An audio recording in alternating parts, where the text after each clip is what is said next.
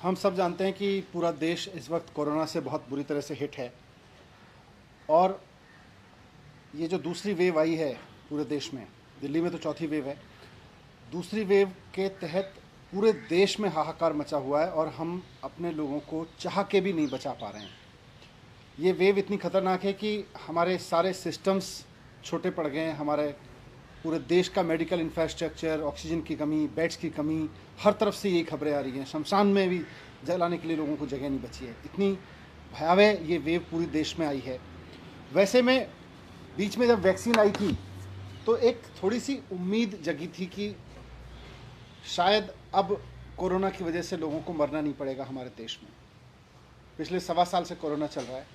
बीच में जब हमारे देश के वैज्ञानिकों ने, दुनिया भर के वैज्ञानिकों ने वैक्सीन बनाई, हमारे देश के लोग भी लगे और हमारे देश के वैज्ञानिकों ने देश में ही 2 वैक्सीन तैयार की। ये हमारे लिए बहुत बड़ी उपलब्धि थी और ये बड़ी राहत की खबर थी।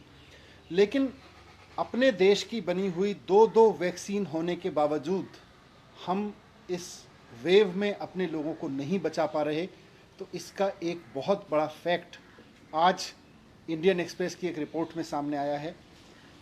मीडिया रिपोर्ट्स, इंडियन एक्सप्रेस की वो रिपोर्ट कहती है कि जिस समय पूरे देश में लोग बीमार हो रहे थे, हॉस्पिटल्स के लिए जूझ रहे थे, मर रहे थे, शायद ही देश का कोई घर ऐसा बचा होगा जहां खुद अपने घर में या उनके आसपास के घर में कोई व्यक्ति बीमार ना पड़ा हो, बेड ना ढूंढ रहा हो या हॉस्पिटल में ना तड़प रहा हो या मर ना गया हो।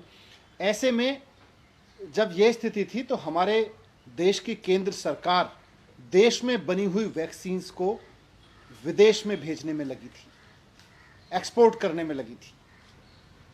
जब इंडियन एक्सप्रेस की मैंने सुबह रिपोर्ट पढ़ी और उसके बाद मैं भी भारत सरकार की उस वेबसाइट पर गया तो मैंने देखा कि ये 93 देशों की लिस्ट है जिनको 93 देशों की लिस्ट है जिनको भारत सरकार ने पिछले 3 महीने में वैक्सीन बेची है।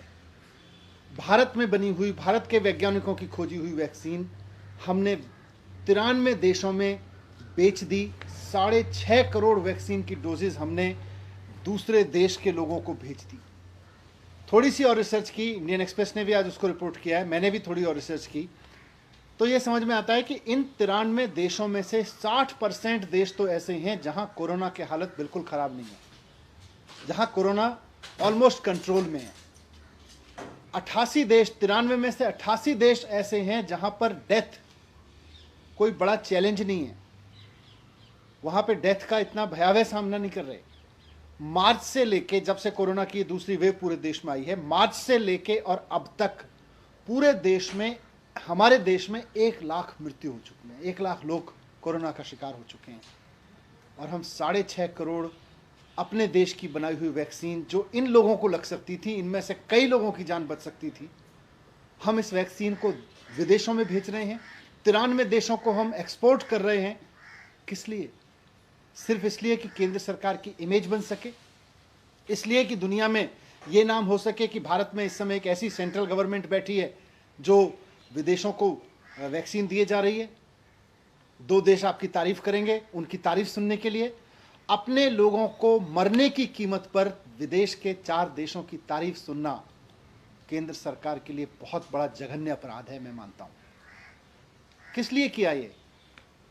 जिस वक्त सेंट्रल गवर्नमेंट से यह अपेक्षा थी कि वो देश में कोरोना मैनेजमेंट करेगी, वो अपनी इमेज मैनेजमेंट कर रही थी इंटरनेशनल लेवल पे।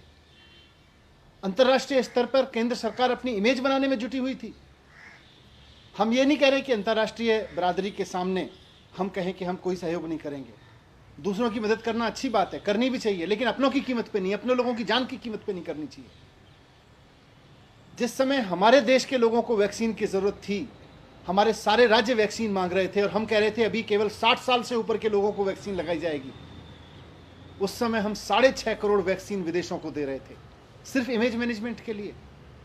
हमें इंटरनेशनल ट्रीटीज का हवाला दे सकते हैं। जब मैं ये बात कह रहा हूं तो कुछ लोग खड़े होंगे केंद्र सरकार के, वो कहेंगे कि साहब इंटरनेशनल ट्रीटीज हैं, इंटरनेशनल सहयोग हमें करना पड़ता है एक दूसरे का। लेकिन इंटरनेशनल सहयोग, आज उसी इंटरनेशनल सहयोग में अमेरिका भी आता है, यूरोप के देश भी आते हैं, फ्रांस आता है, बाकी देश आते हैं, कनाडा आता है। आप बताइए किस देश ने अपने लोगों की वैक्सीन काटकर विदेशों को दी? ना अमेरिका ने दी, ना कनाडा ने दी, ना फ्रांस ने दी, ना यूरोप के किसी और देश ने दी। केवल हमारी केंद्र सरकार ऐसी थी जो 93 देशों को अपनी इमेज बनाने के लिए वैक्सीन दे रही थी और हमारे देश में लोग मर रहे थे। ये जघन्य अपराध है। अपनी इमेज बनाने के लिए बहुत बड़ा अपराध किया है भारत सरकार ने। आज पूरे देश में वैक्सीन की शॉर्टेज है। आज लोग मर रहे हैं कि हमें वैक्सीन मिल जाए किसी तरह से। दिल्ली में जब से हमने वैक्सीनेशन का प्रोग्राम शुरू किया है, जब केंद्र सरकार ने 60 साल के लोगों के लिए किया, हमने बड़ी संख्या में 60 साल के लोगों को वैक्सीन लगाई। जब सेंट्रल गवर्नमेंट ने बोला कि अब 45 साल से ऊपर के लोगों को वैक्सीन उपलब्ध है, हमने बड़ी संख्या में 45 साल के ऊपर के लोगों को लगाई। लेकिन जब यूथ के लिए वैक्सीन लगाने की बारी आई और हमने सेंटर्स खोले जगह जगह, तो केवल 5.5 लाख वैक्सीन अभी तक यूथ के लिए दी गई हैं। अपने देश के नौजवानों के लिए 5.5 लाख वैक्सीन और विदेशों में इमेज बनाने के लिए 6.5 करोड़ वैक्सीन। हमारे देश के नौजवानों की कीमत नहीं है क्या?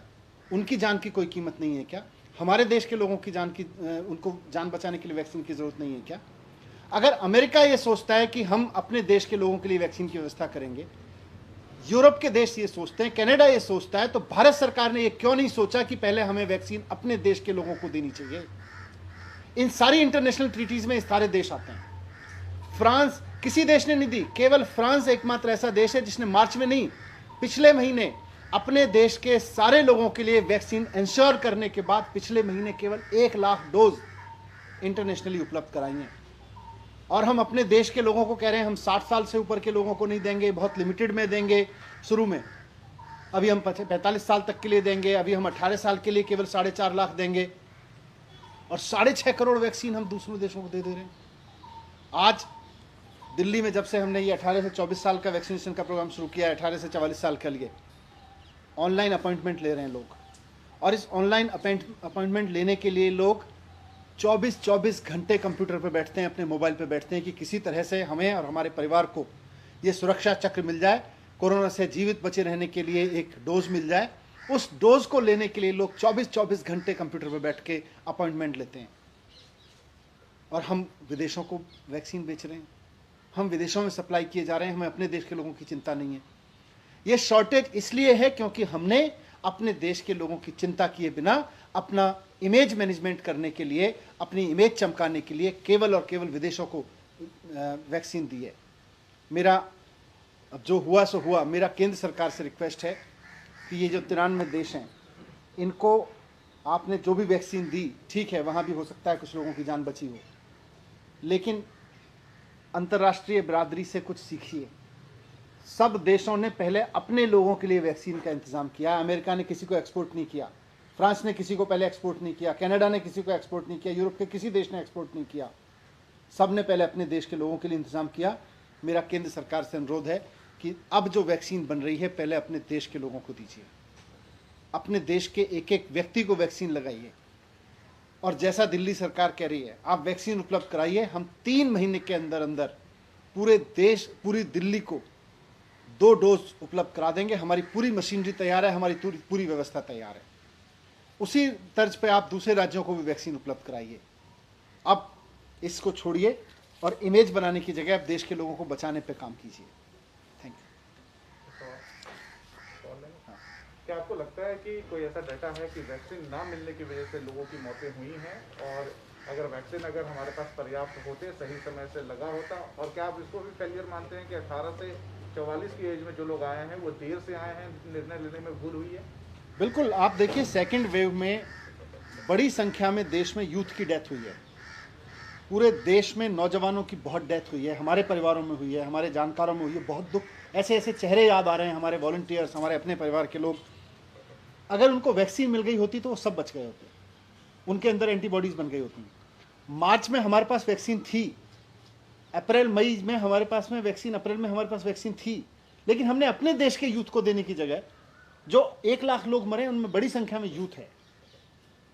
जो बुजुर्ग भी मरे उनको भी बचाया जा सकता था, यूथ को तो 100% बचाया जा सकता था अगर उसको वैक्सीन समय पे दे दी गई होती। हम अपने देश के लोगों को वैक्सीन समय पे देने की जगह सिर्फ इसलिए क्योंकि इंटरनेशनल लेवल पे हमारी सरकार का एक मान मर्दन होगा, हमारा इमेज मैनेजमेंट होगा, उसके लिए हम विदेशों को वैक्सीन बेचते रहे।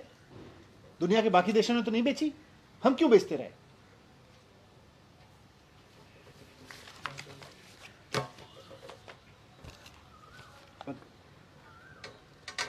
हैं।